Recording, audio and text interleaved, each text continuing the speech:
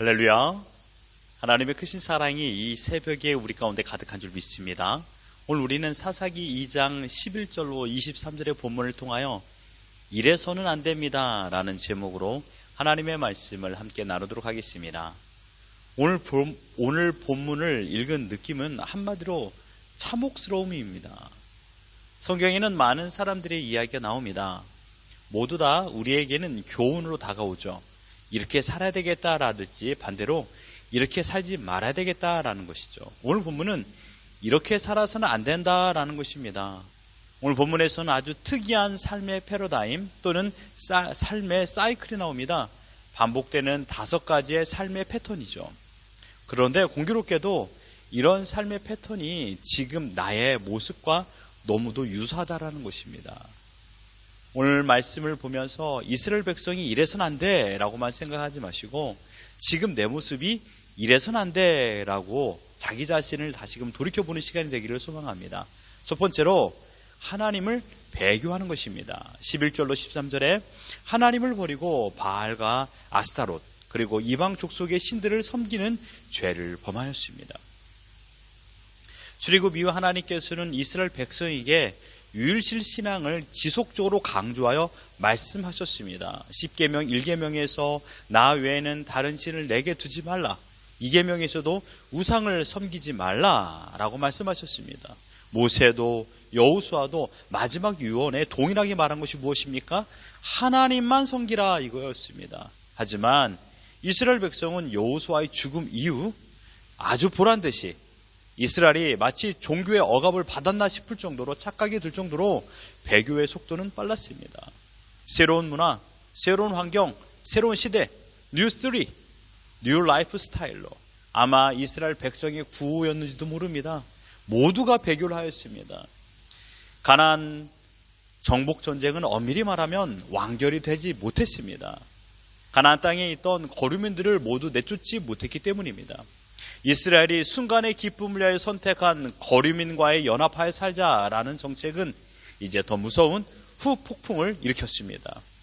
남은 거류민들은 이스라엘 백성들보다 수적으로는 더 적었을 것입니다. 그러나 그들이 가지고 있었던 문화나 정체성은 이스라엘을 압도하였습니다. 당시 문화적으로 월등한 수준을 지니고 있던 가나안 족속들에게 이스라엘 백성들은 점차 흡수 동화되어 갔습니다. 분명 처음에는 이래서는 안 돼 라고 외쳤을 것입니다. 금송아지를 만들었을 때 하나님의 진노를 직접 눈으로 보고 또는 이야기로 들었던 자들이 이래서는 안 돼 라고 외쳤습니다. 그러나 신앙의 믿음, 의지보다 우상의 유혹이 더 강했습니다.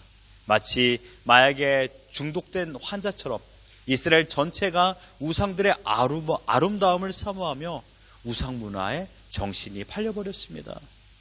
한 가지 더 생각해 보면 이스라엘 백성이 이처럼 미쳐 날뛰듯이 우상 숭배에 빠진 이유는 무엇일까요? 이스라엘 백성들은 40년 동안 유랑 생활하는 유목민이었습니다. 이제는 자신들이 직접 땅에 씨를 뿌려 열매를 거두는 농민으로서의 삶을 살게 되었던 것이죠. 놀라운 것은 그 가나안 땅이 초승달 지대에 속한 비옥한 땅이었습니다. 그런데 그 땅에 거류하고 살았던 자들이 곡식과 가축의 풍성함을 보고 놀라게 되었습니다. 곡식과 가축의 풍성함이라고 말하는 것은 곧 안정된 생활을 누리며 살고 있다는 것입니다. 그래서 이스라엘 백성들은 어떻게 해서 이렇게 곡식과 가축이 풍성한가를 묻게 되었죠. 그때 그래서는 안 되었는데 그 땅 거류민들의 말에 우리가 믿는 신이 우리를 이렇게 풍성하게 해줬습니다 라는 말을 듣게 되었습니다. 여기 바알 신상이 있지? 이것은 폭풍의 신이야. 여기 아낫의 신상이 있지? 이건 바알의 아내야. 여기 못 신상이 있지? 이것은 여름 가뭄과 죽음을 관장하는 신이야. 저기 다곤 신상이 있지? 이것은 곡물의 신이야. 이 신들을 잘 섬기면 우리 곡식과 가축이 풍성해져. 여러분 얼마나 좋습니까? 자연을 다스리는 신들을 잘 섬기면 가나안 땅에서 윤택한 삶을 살 수 있다라는 이야기를 들으니 얼마나 쉽습니까? 이스라엘은 그래서 그 신들을 섬기게 된 것입니다. 타락한 이스라엘 백성은 더 이상 이성적이지 못했습니다. 맹목적인 충동과 욕망에 이끌려 방향을 잃었고 불순종의 더 깊은 나락으로 추락합니다. 배교는 본질적으로 하나님을 대적한 행위인 것이죠.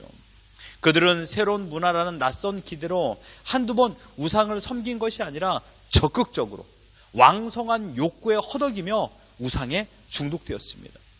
우상 숭배로 만족을 누렸고 그래서 삶을 완전히 장악당해버렸습니다. 하나님 앞에 아무런 거리낌도 없었습니다. 부끄러움을 모르는 삶을 살게 되어버렸습니다. 두 번째 패턴은 하나님을 배교하고 우상을 섬긴 이스라엘을 향하여 하나님의 진노입니다. 14절로 15절입니다. 14절을 보면 여호와께서 이스라엘에 진노하사 노력하는 자의 손에 넘겨주사 그들이 노력을 당하게 하시며 또 주위에 있는 모든 대적의 손에 팔아 넘기심에 그들이 다시는 대적을 당하지 못하였으며 라고 했습니다. 하나님의 사자가 나타나셔서 예언한 말씀을 보십시오. 사사기 2장 3절에 그러므로 내가 또 말하기를 내가 그들을 너희 앞에서 쫓아내지 아니하리니 그들이 너희 옆구리에 가시가 될 것이며 그들의 신들이 너희에게 올무가 되리라 하였노라. 이 예언이 그들의 성취되어 12지파가 분할받은 땅에 거주하였던 거류민들을 내쫓지 못한 그들로 인하여 고통을 당하게 됩니다. 그리고 가나안 땅 주변의 이방 민족들이 침략하여 이스라엘에게 고통을 주는 것이죠.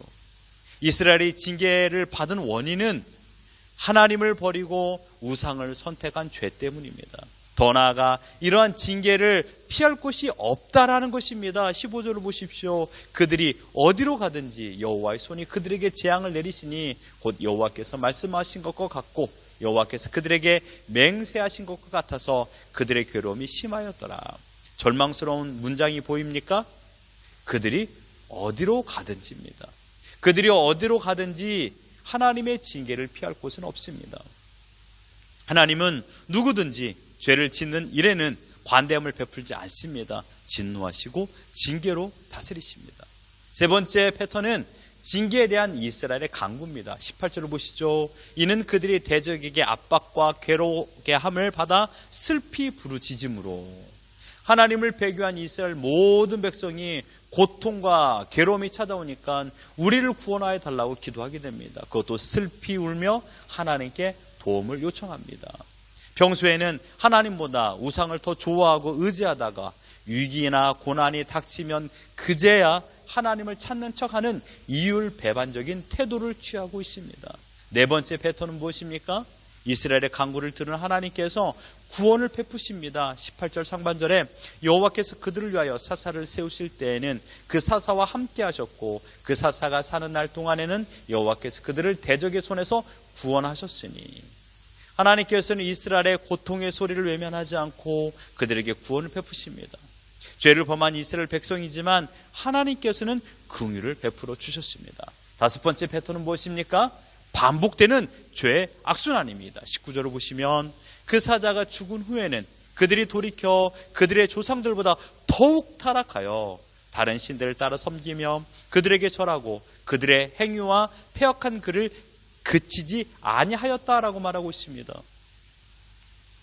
하나님의 긍휼로 구원을 받았으면 배교로부터 돌아서서 온전히 하나님을 섬겨야 하건만 이들은 사사가 죽으면 또다시 죄를 범하고 심지어 조상들보다 더욱 타락하였다라고 말하고 있습니다. 마치 작은 눈뭉치가 산비탈을 내려오면서 벽이나 지붕을 파괴할 수 있는 눈덩이가 되듯이 반복되면 반복될수록 배교로 인한 죄악은 더욱 강력해지고 있습니다. 사랑하는 성도 여러분, 사사기의 기록은 우리의 현재 삶의 모습을 대변하고 있습니다. 우리는 기적 같은 위대한 도움을 받아 문제가 해결되면 며칠은 평안하고 안전하고 믿음 있게 살아갑니다. 하지만 이내 또 까먹습니다. 그리고 죄를 범합니다. 하나님께 순종하는 것보다 나의 정욕과 세상의 법칙에 순종합니다. 그리고 징계를 받습니다. 그때 또 내가 하나님을 잊었구나, 내가 죄를 범했구나, 하나님 나의 죄를 용서하여 주옵소서라고 간구합니다. 하나님은 또다시 우리를 도와 어려움에서 우리를 건져주십니다. 며칠, 일주일, 한 달은 순종하며 살다가 또 까먹고 혼나고 또 하나님께 회개하고 아주 만연된 삶이 되어버립니다. 이래서는 안 되는 삶의 악순환입니다. 사사기 시대에 가장 커다란 영향을 미친 것은 아주 작은 쫓아내야 할 적들을 쫓아내지 않고 함께 동행했다라는 것입니다. 아주 작은 존재였으나 그 존재는 막강한 우상 문화로 무장되어 있었습니다. 하나님의 백성이라는 정체성의 영향력을 저들에게 줘야 하지만 정작 이스라엘이 우상의 문화에 영향을 받아 심취해 버렸습니다. 여호수아의 마지막 외침을 기억해야 됩니다. 여호수아 24장 14절에 그러므로 이제는 여호와를 경외하며 온전함과 진실함으로 그를 섬기라. 너희의 조상들이 강 저쪽과 애굽에서 섬기던 신들을 치워버리고 여호와만 섬기라. 이스라엘이 우상을 섬긴다? 이래서는 안 된다 이것입니다. 사랑하는 성도 여러분, 하나님의 징계는 강력합니다. 그러나 그 징계 속에는 돌아오기를 바라는 아버지 하나님의 마음이 담겨져 있습니다. 징계를 받을 때 그것을 하나님께서 주신 기회로 알고 다시금 회개하고 하나님과의 처음 사랑으로, 처음 믿음으로 돌아와야 됩니다. 그럼에도 불구하고 아버지 하나님의 마음을 알지 못하고 죄악 가운데 생활한다라면 더욱 무겁고 두려운 하나님의 징계 채찍만 맞을 뿐입니다. 여러분, 이래서는 안 됩니다. 하나님 우리를 사랑하시는 분입니다. 그러나 하나님은 우리가 죄악된 길을 걸어가는 것을 허용하시지는 않습니다. 우리가 죄악된 길을 걸어갈 때 사랑으로 용납하지 않습니다. 이후로 사사기에서는 하나님의 불같은 사랑을 더욱 자주 볼 것입니다. 그 사랑은 무엇입니까? 진노입니다. 그 사랑은 징계입니다. 하나님은 하나님께 사랑하시는 사람이 다른 신을 사랑하는 것을 용납하지 않습니다. 하나님은 질투하시는 하나님이십니다. 우리는 하나님을 사랑하도록 부름을 받은 자들입니다. 결혼한 부부가 다른 여자나 다른 남자를 마음에 품고 산다라면 용납할 수 있는 부부가 없습니다. 그것을 용납할 수 있는 부부가 어디 있겠습니까? 아무리 사랑한다 하더라도 이해하거나 허용해 줄 수 없는 문제입니다. 하나님은 우리의 사랑을 절실히 원하십니다. 믿음은 곧 사랑입니다. 하나님을 믿기 때문에 사랑하는 것이죠. 이 믿음은 끝까지 지속되어야 됩니다. 이 사랑은 끝까지 지속되어야 됩니다. 다른 것으로 대체할 만한 요소가 아닙니다. 믿음은 절대적입니다. 사랑하는 성도 여러분, 사사기 시대는 지금 현재의 모습과 다를 바가 없습니다. 이러한 혼탁한 시대 속에서 우리는 끝까지 우리의 믿음을 지켜야 됩니다. 유혹이 있으면 여러분, 가장 쉬운 방법을 말씀드립니다. 피하십시오. 여러분이 유혹을 이겨낼 수가 없어요. 유혹을 허용하지 마십시오. 우리의 사랑의 대상은 오직 하나님 한 분이십니다. 다른 대체물 없습니다. 이 믿음을 끝까지 지키셔야 됩니다. 여러분, 지금 여러분들이 하나님의 사랑 안에 있습니까? 지키십시오. 여러분이 지금 하나님의 징계 가운데 있습니까? 속히 하나님께 돌아오십시오. 그리고 다시금 그 악한 길로 들어가지 마십시오. 그래서는 안 됩니다. 우리가 이스라엘 백성처럼 하나님을 배역하는 그런 삶을 살아서는 안 됩니다. 이래서는 안 됩니다. 지금 우리가 해야 될 것은 처음 사랑을 지키는 것입니다. 끝까지 하나님만을 사랑하고 하나님께 주시는 큰 복을 누리며 하나님의 지켜주심과 안아주심과 하나님의 주시는 평안을 누리며 오늘을 살아가는 우리 모두가 되기를 예수 그리스도 이름으로 축원합니다.